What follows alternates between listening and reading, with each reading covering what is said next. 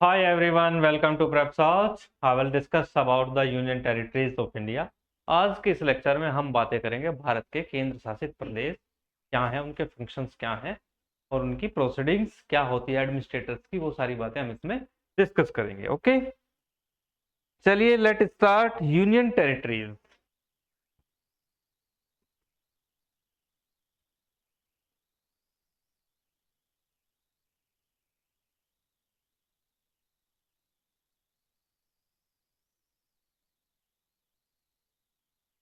Union territories यानी केंद्र शासित जो प्रदेश होते हैं आपके, उनके बारे में हम डिस्कस। ओके,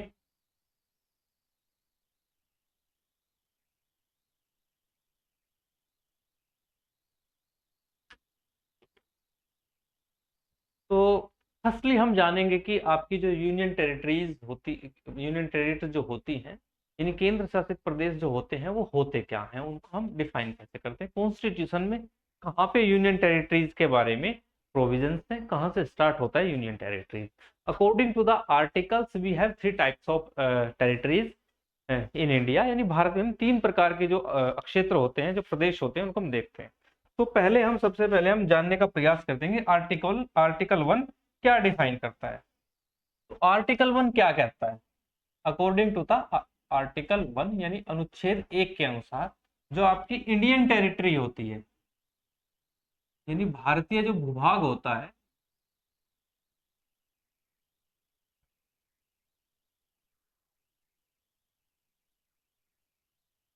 ठीक है, तो थ्री टाइप्स ऑफ टेरिटरीज हमें डिफाइन की गई है। ठीक है, फर्स्ट होते हैं आपके स्टेट यानी राज्य। तो आर्टिकल 1 सबसे पहले क्या कहता है कि भारत जो है ना, राज्यों का एक संघ होता है। तो उसमें तीन टाइप की चीजें बताई गई हैं। पहला क्या है? राज्य यानी स्टेट। तो फर्स्ट इज स्टेट, ठीक है। और सेकंड कैटेगरी होती है आपकी, जो सेकंड कैटेगरी होती है यूनियन टेरिटरीज। और थर्ड कैटेगरी वो होती है जिसको भारत द्वारा, किसी भी क्षेत्र को भारत सरकार द्वारा एक्वायर किया गया हो, पास में मिला हुआ कोई भाग एक्वायर किया गया हो, जैसे हमने सिक्किम को एक्वायर किया है, जैसे हमने गोवा को एक्वायर किया है। तो ऐसे जो है ना एक्वायर होते हैं ऐसे प्रदेश, फिर बाद में उनको क्या है कि उनको, ठीक है, धीरे धीरे ऐसे प्रमोट किया जाता है। माने कि हमने कोई एक क्षेत्र कोई है, यानी माना का कोई एक्स क्षेत्र है, उसको यूनियन गवर्नमेंट ऑफ इंडिया द्वारा एक्वायर कर लिया गया है, तो वो इस श्रेणी में होगा। किस श्रेणी में? इसमें, यानी एक्वायर बाय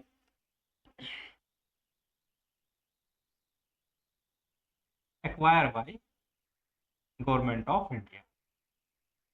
ठीक है, तो भारत सरकार को जो है एक्वायर करने का किसी भी क्षेत्र को अधिकार प्रदान होता है। स्टेट गवर्नमेंट किसी भी क्षेत्र को एक्वायर नहीं कर सकती है। ठीक है, तो माने यहाँ से कोई क्षेत्र आपका एक्स यहाँ से एक्वायर होता है, धीरे धीरे उसका नेचर ऑफ पॉपुलेशन और जो है ना उसकी प्रकृति को समझा जाता है, फिर एक्स को यहाँ भेजा जाता है, यूनियन टेरिटरीज बना दिया जाता है, और फिर यहाँ पे जाकर उसको स्टेट बना दिया जाता है। तो ये सिस्टम होता है आपका। तो थ्री टाइप्स ऑफ कैटेगरीज हमारे पास होती है। First is state, second is union territories and third is acquire by the government of India. ठीक है, तो ऐसे हम इसको समझने का प्रयास करते हैं। चलिए आगे बढ़ते हैं। अगर हम बात करते हैं यूटीज की, यूटीज है क्या, उनको हम समझने का प्रयास करते हैं। ठीक है ना, व्हाट इज द यूटीज, यानी केंद्र शासित प्रदेश है क्या आपके। तो यूटीज को ऐसे हम समझेंगे। ठीक है, देखिए यूटीज वो होते हैं जिनका जो डायरेक्ट कंट्रोल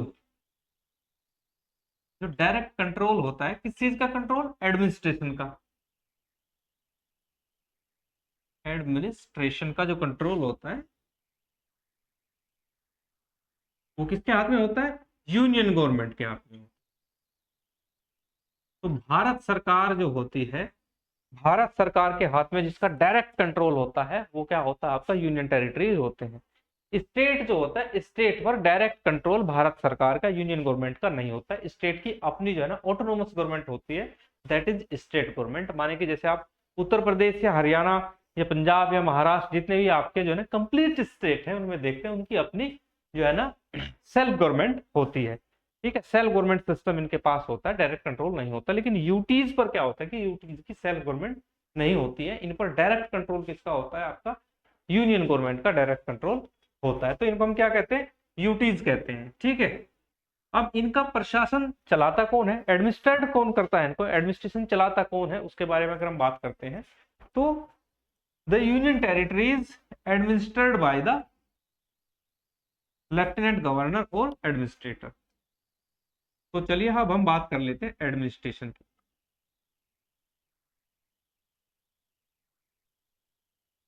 एडमिनिस्ट्रेड बाय, ठीक है, कहीं कहीं आपका जो है ना लेफ्टिनेंट गवर्नर होता है, ठीक है, जिसको हम क्या कहते हैं, उपराज्यपाल, ठीक है। और कहीं कहीं क्या होता है आपका, एडमिनिस्ट्रेटर होता है, जिसको हम प्रशासक कहते हैं, क्या कहते हैं, प्रशासक, ठीक है। तो ये हमने ध्यान रखना है। तो प्रशासक या उपराज्यपाल के द्वारा क्या करती है गवर्नमेंट ऑफ इंडिया, अपना एडमिनिस्ट्रेशन करती है यूनियन टेरिटरीज पर। आगे अगर हम बात करते हैं इनका कॉन्स्टिट्यूशनल स्टेटस है क्या, चलिए अब हम बात कर लेते हैं कॉन्स्टिट्यूशनल स्टेटस पर।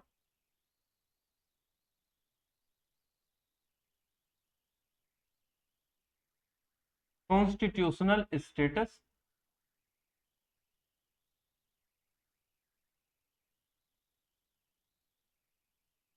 Of union territories. तो यूनियन टेरिटरीज का जो कॉन्स्टिट्यूशनल स्टेटस होता है वो क्या होता है, यानी संवैधानिक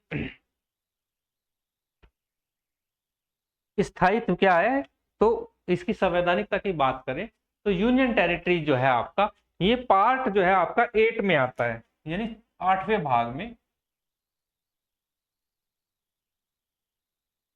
ठीक है, पार्ट 8। और अगर हम आर्टिकल की बात करें तो आर्टिकल 239 से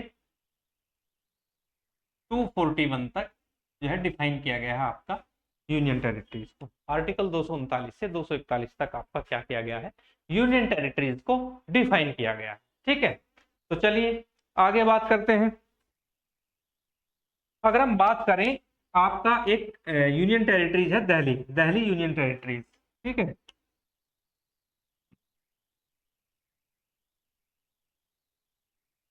दिल्ली यूनियन टेरिटरीज है, ठीक है। तो ये यूनियन जो टेरिटरीज है 1956 से ही यूनियन टेरिटरीज है, लेकिन हुआ क्या था कि 1992 में थोड़ा इसमें जो है ना अलग है, यहाँ पे लेजिस्लेटिव असेंबली बनाई गई। क्या बनाई गई, इसकी अपनी लेजिस्लेटिव असेंबली है, लेजिस्लेटिव असेंबली है,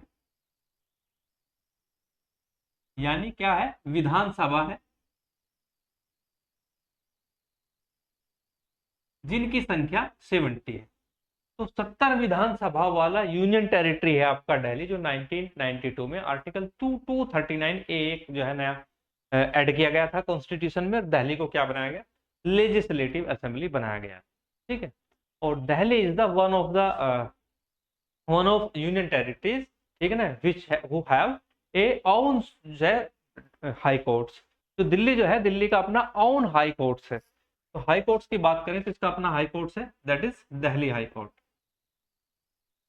तो एकमात्र जो है ओनली वन यूनियन टेरिटरीज है जिसके पास अपना हाई कोर्ट है, दिल्ली हाई कोर्ट, ठीक है। तो ध्यान रहे, दिल्ली जो है एकमात्र यूनियन टेरिटरीज है जिसका अपना हाई कोर्ट है, जिसको हम दिल्ली हाई कोर्ट कहते हैं।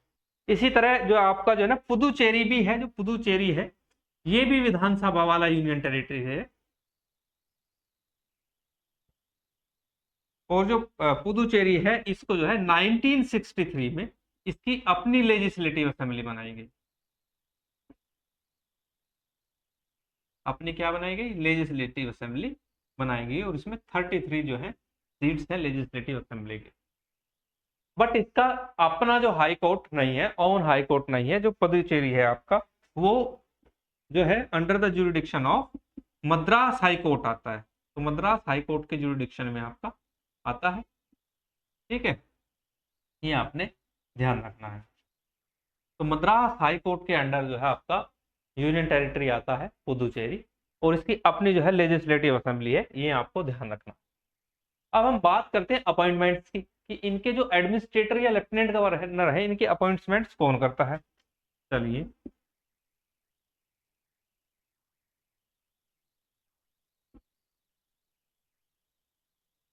अपॉइंटमेंट्स ऑफ एडमिनिस्ट्रेटर, या लेफ्टिनेंट गवर्नर, इनकी कौन करता है? चलिए अब क्वेश्चन हम करते हैं आपका।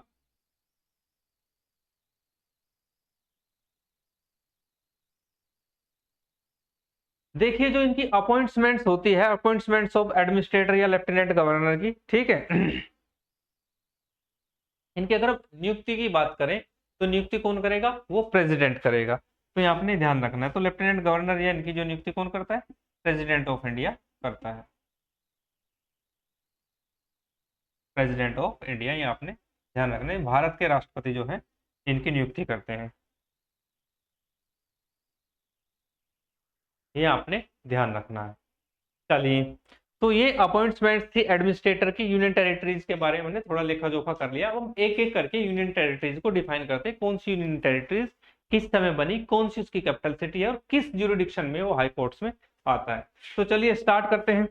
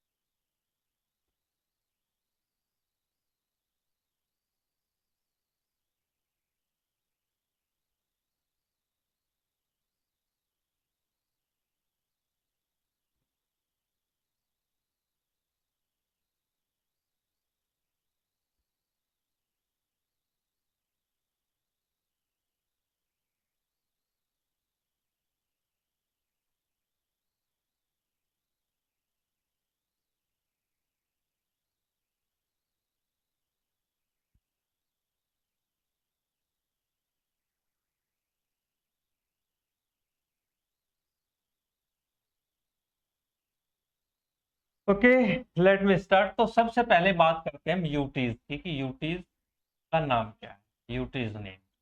ओके, चलिए पहले लिख लेते हैं हम यूटी का नाम। तो सबसे पहले हम यूटीज लेते हैं अपनी अंडमान एंड निकोबार आइलैंड या अंडमान निकोबार द्वीप समूह। अंडमान एंड निकोबार आइलैंड, ठीक है। तो पहली आपकी ये हुई। चलिए फिर हम बात करते हैं कि ये स्टेबल कब हुई, इसकी एस्टेब्लिशमेंट क्या है, ठीक है। एस्टेब्लिशमेंट ईयर की अगर हम यहाँ पे बात कर लेते हैं, तो अंडमान निकोबार जो बना है वो आपका बना है 1 नवंबर 1956 को, 1 नवंबर 1956 को, ठीक है। चलिए फिर हम जो है इसकी कैपिटल की बात कर लेते हैं, ठीक है। कैपिटल सिटी कौन सा है इसका, कैपिटल समझ ली। तो चलिए कैपिटल अगर इसकी हम बात करें तो कैपिटल है इसकी पोर्ट ब्लेयर, ठीक है। चलिए कैपिटल सिटी हुई पोर्ट ब्लेयर। अब हम बात कर लेते हैं हाई कोर्ट जुरिडिक्शन क्या है इसका, ये जुरिडिक्शन लिख दे।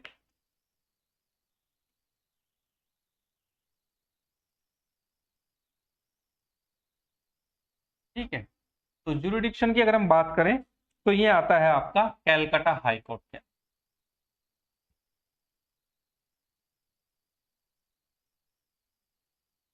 ओके, चलिए ऐसे एक एक करके हम सारी जितनी भी हमारी जो यूनियन टेरिटरीज हैं उनको डिफाइन कर लेते हैं एक एक करके। First is Andaman Nicobar island. चलिए सेकंड आता है आपका Chandigarh.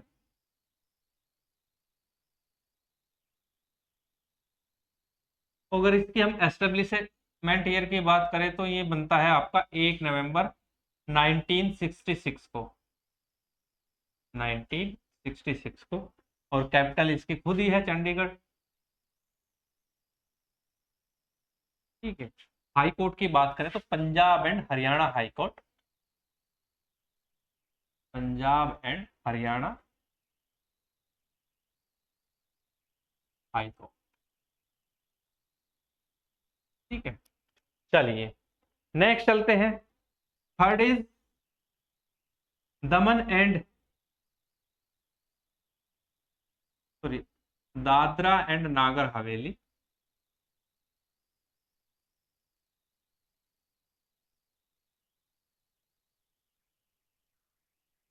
Dadra and Nagar Haveli and Daman Diu, and Daman and Diu. देखिए पहले ये अलग अलग था आपका, ठीक है, अब ये इनको जो है ना कंबाइंड कर दिया गया, एक जगह जो है ना मिला दिया गया है दोनों को। देखिए अगर हम दादरा एंड नागर हवेली की बात करें तो इसका जो एस्टेब्लिशमेंट ईयर था वो 1961 था। ठीक है, इसका जो एस्टेब्लिशमेंट दादर एंड नागर हवेली का था वो 1961 था। और अगर हम बात करें दमन एंड दीव की, ठीक है, तो दमन और दीव का जो था वो था आपका 1962। लेकिन जब दोनों को एक किया गया तो वो जो टाइम था आपका वो था 26 जनवरी 2020, यानी 26 जनवरी 2020 को इन दोनों को एक कर दिया गया। और इनके जो एक करके जो कैपिटल सिटी बनाई गई वो थी आपकी दमन। तो दमन क्या है, दमन इज कैपिटल सिटी। ठीक है, अगर इनके हाई कोर्ट्स की बात करें तो ये मुंबई हाई कोर्ट्स के अंदर आता है, सॉरी बॉम्बे हाई कोर्ट्स बोला जाता है इसको,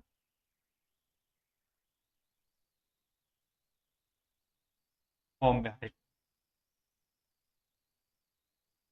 ठीक है, चलिए नेक्स्ट चलते हैं। तो ये हुआ अंडमान एंड जो है ये वाला हुआ, ओके, और ये चंडीगढ़ वाला हुआ यहाँ से, ठीक। और third is Dadra and Nagar Haveli Daman and Diu, इसको ले लेते हैं। ठीक है, बॉम्बे हाई कोर्ट। चलिए नेक्स्ट चलते हैं। Fourth is Delhi, capital city है इंडिया का दिल्ली। ठीक है, तो दिल्ली की अगर हम बात करें तो दिल्ली का जो एस्टेब्लिशमेंट है वो 1 नवंबर 1956 को इसको एस्टेब्लिश किया गया। और 1992 में मैंने बताया था यहाँ पे लेजिस्लेटिव असेंबली की स्थापना की गई। ठीक है, और कैपिटल सिटी न्यू दिल्ली, और इसका अपना खुद का जो है ना ओन हाई कोर्ट है, that is Delhi high court. ये आपने ध्यान रखना है, तो दिल्ली का अपना खुद का हाई कोर्ट है। ठीक है, चलिए फिर आता है फिफ्थ आपका, फिफ्थ आता है जम्मू एंड कश्मीर, जम्मू एंड कश्मीर। पहले जम्मू एंड कश्मीर स्टेट हुआ करता था, लेकिन आर्टिकल 370 के 70 के एबोलिशमेंट के बाद में इसको जो है अलग कर दिया गया। तो ये हुआ है आपका 31 अक्टूबर 2019 में यहाँ से अबोलिश हुई थी आर्टिकल 370, और इसको यूनियन टेरिटरी बना दिया गया था जम्मू एंड कश्मीर को। ठीक है, तो 31 अक्टूबर 2019 को जो है इसको बनाया गया। अगर कैपिटल सिटी की बात करें, इसकी एक कैपिटल सिटी श्रीनगर है इसकी, जो आपकी बनती है कब, समर में। ठीक है, यानी गर्मियों में। फिर दूसरी है जम्मू, और जम्मू को कब बनाया जाता है आपका, विंटर में। तो दो कैपिटल सिटी है, और अपना इसका जो है अलग से हाई कोर्ट है, Jammu and Kashmir high court.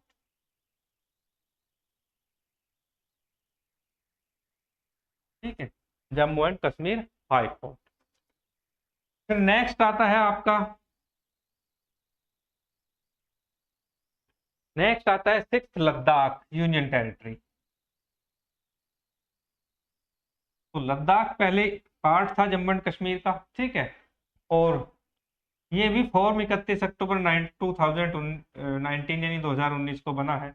अगर इसकी बात करें, इसकी दो कैपिटल सिटी बनाई गई है, ले जो समर में बनती है, और कारगिल जो विंटर में बनती है। ये ध्यान रखना है आपको, कारगिल कब बनती है, विंटर में बनती है। और इसका भी जो जुरिडिक्शन है Jammu and Kashmir high court. क्या है, Jammu and Kashmir high court, ये आपने ध्यान रखना है। ठीक है, तो सिक्स्थ वाला है आपका लद्दाख। चलिए लद्दाख के बाद आता है आपका सेवेंथ पे लक्षद्वीप। सेवेंथ पे क्या आता है? लक्षद्वीप। लक्षद्वीप, ठीक है। 1 नवंबर 1956 को 1956 को 1 नवंबर 1956 को बनाया गया। कैपिटल सिटी इसकी कावारत्ती है, ये आपने ध्यान रखना है। और जुरिडिक्शन की अगर बात करें तो केरला हाई कोर्ट के अंदर आता है। केरला हाई कोर्ट इसका जुरिडिक्शन है, ठीक है। तो ये है आपका लक्षद्वीप। चलिए, फिर 8 पर है इसका, 8वें नंबर पे है इसका पुदुचेरी। पुदुचेरी, ठीक है। 16 अगस्त 1962 को बना था, ठीक है। Capital city Pondicherry. चलो, कैपिटल सिटी क्या हुआ? पौंडीचेरी। और ये आता है आपका मद्रास हाई कोर्ट के अंदर, ठीक है। कहाँ आता है? मद्रास हाई कोर्ट के अंदर। तो ये सारी यूनियन टेरिटरीज है जो मैंने आपको बताई है। फिर मैं एक बार और क्लैरिफाई कर देता हूँ इनको। देखिए, फर्स्ट है आपका Andaman and Nicobar island, establish year 1 November 1956, capital city port Blair. And jurisdiction की अगर बात करें तो जुरिडिक्शन क्या आता है? Calcutta high court. फिर आपका चंडीगढ़। चंडीगढ़ 1 नवंबर 1956 को इसको जो है फॉर्म किया गया, और कैपिटल सिटी इसकी चंडीगढ़ है, और under the jurisdiction of Punjab and Haryana high court. Next है, थर्ड है दादर एंड नागर हवेली। पहले ही अलग अलग हुआ करते थे, दादर एंड नागर हवेली अलग था और आपका दमन एंड दीव अलग था। लेकिन अगर बात करें 26 जनवरी 2022 को, सॉरी 2020 को, 2020 को, इसको जो है एक करके इनकी कैपिटल सिटी दमन बनाई गई, और that is jurisdiction Bombay high court. ये इसका जो जुरिडिक्शन है वो बॉम्बे हाई कोर्ट है। नेक्स्ट चलते हैं, आपका नेक्स्ट आता है दिल्ली। दिल्ली को फॉर्म किया गया था 1 नवंबर 1956 को, ठीक है। 1992 को इसको लेजिस्लेटिव असेंबली बनाया गया, 17 सीट वाली लेजिस्लेटिव असेंबली बनाई गई, ठीक है। कैपिटल सिटी न्यू दिल्ली है, और हाई कोर्ट इसका पहले से ही हाई कोर्ट है, आजादी से पहले से हाई कोर्ट है इसका अपना, जिसका नाम है दिल्ली हाई कोर्ट, ठीक है। फिर जम्मू एंड कश्मीर की बात करें तो जम्मू एंड कश्मीर जो है पहले स्टेट हुआ करता था। लद्दाख को इंक्लूड करके जम्मू कश्मीर लद्दाख मिलकर एक स्टेट बनता था, Jammu and Kashmir. After the abolition of article 370, ठीक है, 31 अक्टूबर 2019 को क्या है, जम्मू कश्मीर को क्या है, यूनियन टेरिटरी, लद्दाख को अलग यूनियन टेरिटरी बना दिया गया, ठीक है। जम्मू कश्मीर की बात करें, श्रीनगर और जम्मू दो कैपिटल सिटी है ऐसी। लद्दाख की बात करें, लेह और जो है आपका कारगिल, अलग अलग जो है कैपिटल सिटी है। और जम्मू एंड कश्मीर दोनों का जुरिडिक्शन एरिया है। इसी तरह लक्षद्वीप आता है। लक्षद्वीप 1 नवंबर 1956 को बनाया गया, राजधानी कावारत्ती है। फिर उसके बाद केरला हाईकोर्ट के अंतर्गत ही आता है। अगर हम बात पौंडीचेरी की, सॉरी पुदुचेरी की करें, तो पुदुचेरी 16 अगस्त 1962 के फॉर्म किया गया। ये भी लेजिस्लेटिव असेंबली है, 33 कॉन्स्टिट्यूएंट असेंबली वाली लेजिस्लेटिव असेंबली है, under the jurisdiction of Madras high court. ये आपने ध्यान रखना है। तो ये था आपका यूनियन टेरिटरीज का लेखा जोखा। आगे अगर हम बात करते हैं यूनियन टेरिटरीज के बाद में, तो इसके जो रिलेटेड आर्टिकल्स हैं उनको हम कंप्लीट कर लेते हैं कि यूनियन टेरिटरीज के आर्टिकल क्या कहते हैं। तो चलिए इसको करते हैं।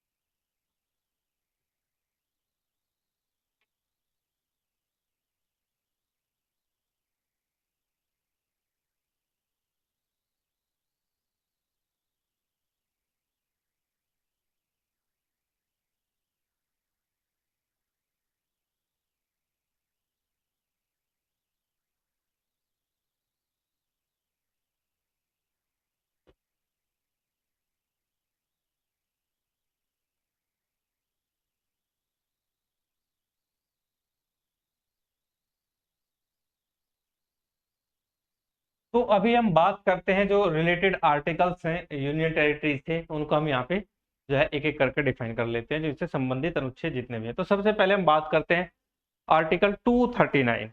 One second. तो what is the article 239? Okay, article 239। तो अगर हम बात करें आर्टिकल 239 की, तो इसमें एडमिनिस्ट्रेशन के बारे में बताया गया है यूनियन टेरिटरीज के। एडमिनिस्ट्रेशन ऑफ यूटीज, यानी यूटीज का जो एडमिनिस्ट्रेशन है वो आपका आर्टिकल 239 में बताया गया। फिर इसके जो है ना सब क्लोजेज हैं, सब क्लोजेज में अलग अलग चीजें बताई गई हैं। अगर हम बात करते हैं तो 239A क्या कहता है, article 239A।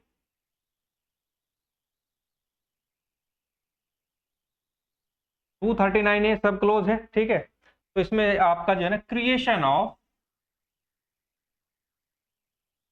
Creation of local legislature, तो जो लोकल लेजिस्लेचर है उसके क्रिएशन के बारे में बताया गया है, क्रिएशन ऑफ लोकल लेजिस्लेचर,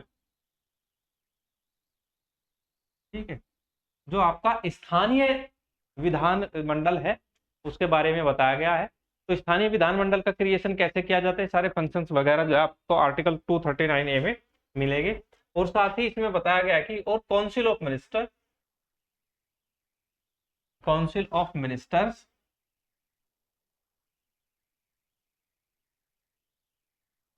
और बोथ, ठीक है ना, और बोथ और certain UTs,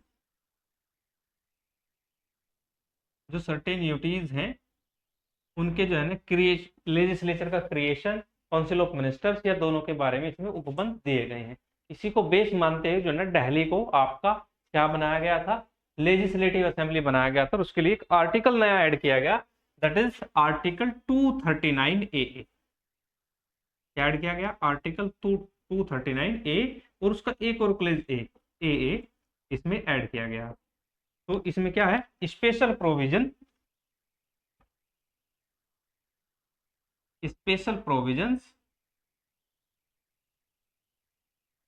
with respect to Delhi,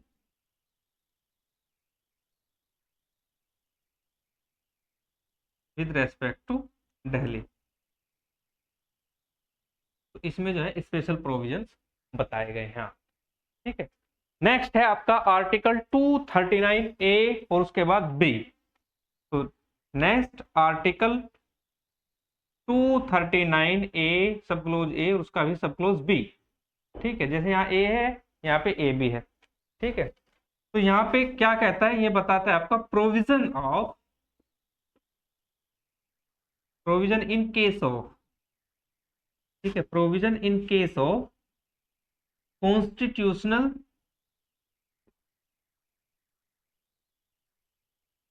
machinery, okay. तो ये आता है। फिर उसके बाद आता है आपका आर्टिकल, ये आर्टिकल 239A के सारे क्लोज थे, आर्टिकल 239A, आर्टिकल 239AA जो दिल्ली के लिए स्पेशल प्रोविजन करता है लेजिस्लेटिव असेंबली के। फिर आता है आर्टिकल 239AB। अब आता है आर्टिकल 239B। तो ये ऑर्डिनेंस की पावर देता है किसको, एडमिनिस्ट्रेटर या लेफ्टिनेंट गवर्नर को। आर्टिकल 239B, तो अगर हम आर्टिकल 239 की बात करें, power of administrator, power of administrator,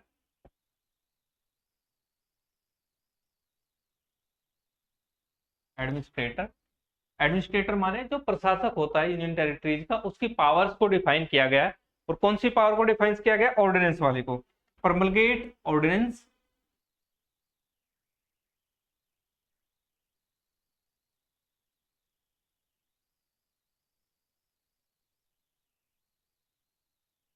during the recess of legislature. अगर लेजिस्लेचर नहीं है, during the recess of legislature, ठीक है, तो इसके पास पावर होती है एडमिनिस्ट्रेटर के पास, जैसे प्रेसिडेंट के पास ऑर्डिनेंस इश्यू करने की पावर होती है, या अध्यादेश जारी करने की शक्ति होती है।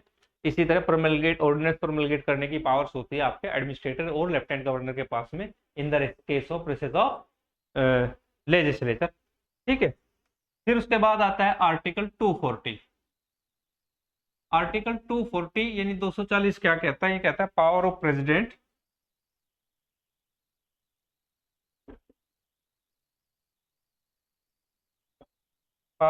President to make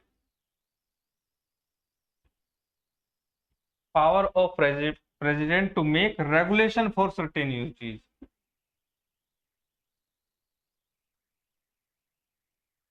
certain uses